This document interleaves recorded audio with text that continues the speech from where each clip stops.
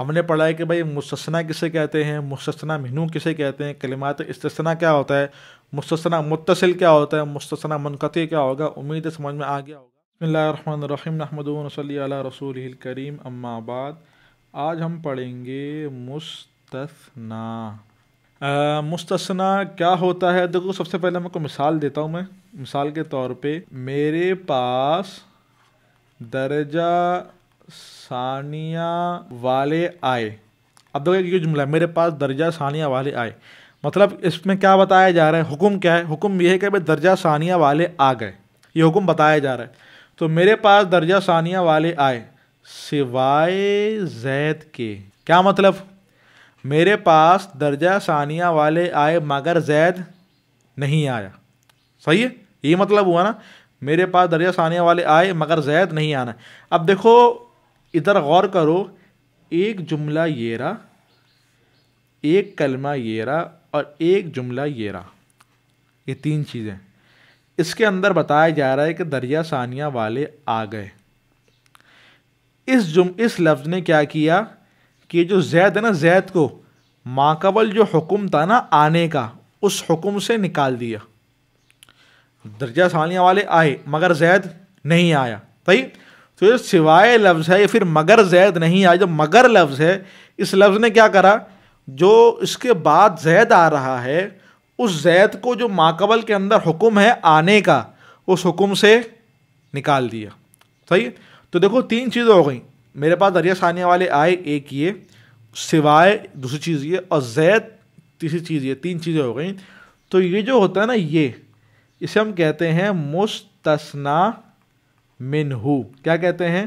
مستثنیٰ منہو۔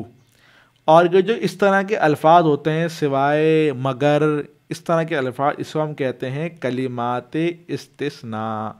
کیا کہتے ہیں؟ کلمات استثناء۔ اور یہ جو کہلاتا ہے، یہ کہلاتا ہے مستثنیٰ، جو کلمات استثناء کے بعد آتا ہے۔ سمجھ میں آ گئی بات؟ تو تین چیزیں ہو گئیں، مستثنیٰ منہو کہ جس کے اندر حکم دیا ہوا ہوتا ہے، کلمات استثناء، اور تیسری چیز جو کلمات استثناء کے بعد آتا ہے، وہ کیا ہوتا ہے؟ وہ ہوتا ہے مستثنیٰ۔ مستثنیٰ کیا ہوتا ہے کہ مستثنیٰ وہ سمجھ لو کلمہ ہوتا ہے کہ جس کو حرف استثناء کے ذریعے ما قبل حکم سے نکالا جائے۔ سمجھ میں آ گیا؟ مستثنیٰ کیا ہوتا ہے کہ جس کو حرف استثناء کے ذریعے، کلمات استثناء کے ذریعے ما قبل جو حکم ہے اس حکم سے نکالا جائے۔ یہ ہو گیا آپ کا مستثنیٰ۔ تعریف سمجھ میں آ گئی مستثنیٰ کی مثال کے ذریعے۔ اب حروف استثناء کتنے ہیں؟ اب ذرا وہ دیکھ لو، کل 12 ہیں۔ کون کون سے وہ میں لکھ دیتا ہوں میں۔ تو یہ کلمات استثناء میں نے کل لکھ دیا، کل 11 ہیں یہ کلمات استثناء۔ تو ابھی ہم نے کیا کیا پڑھ لیا؟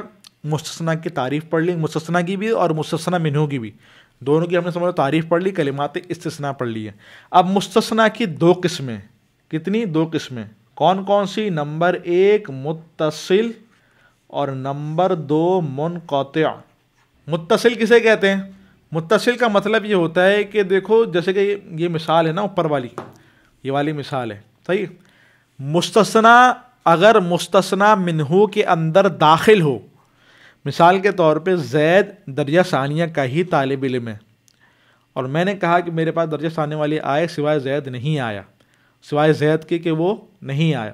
اب یہ زید درجہ ثانیہ کے اندر داخل ہے تو سمجھ لو مستثنیٰ متصل ہوگا، یعنی کہ مستثنیٰ منہو کے اندر اگر داخل ہو تو مستثنیٰ متصل، اگر مستثنیٰ منہو کے اندر داخل نہ ہو تو مستثنیٰ منقطع۔ اگر زید درجہ ثالثہ کا ہے یا درجہ رابعہ کا ہے اور وہ نہیں آیا، اور میں کہہ رہا ہوں کہ میرے پاس درجہ ثانیہ والے آئے سوائے زید کے کہ وہ نہیں آیا، تو یہ ہوگا مستثنیٰ منقطع کی مثال۔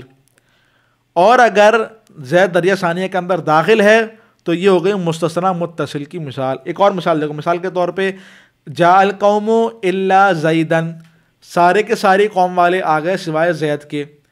اب یہ کیا کون سی مثال ہے؟ زید قوم کے اندر داخل ہے، زید قوم کے اندر داخل ہے، علاقے کے اندر داخل ہے، علاقے والے لوگوں کے اندر داخل ہے، تو زید کیا ہو گیا؟ مستثنیٰ متصل۔